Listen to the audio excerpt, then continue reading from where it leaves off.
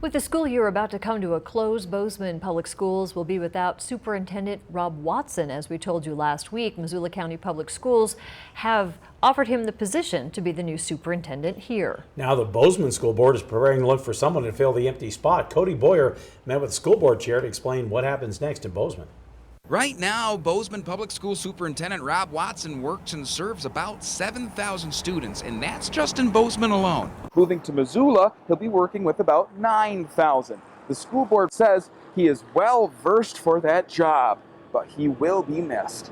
It's a big deal. Rob has been an extraordinary superintendent.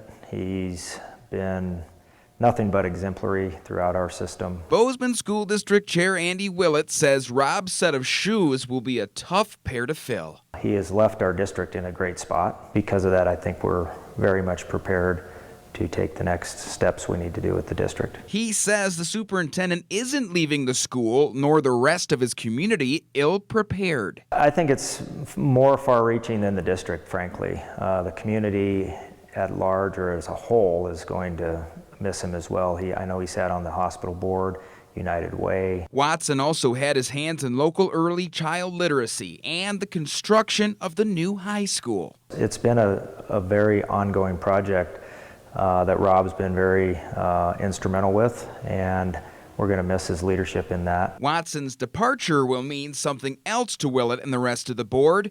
What happens now? We're probably going to take a two-track approach, look at an interim type position, as well as go out and see what we can find. Willett says tonight the board will decide whether to call upon the Montana School Board Association or work with an interim. As for the current staff, he repeats, we're not scrambling to catch up to get to a good spot. We're at a great spot. And knows Watson will take his skills with him when he goes. We wish him the best of luck, for sure. They're getting a superstar.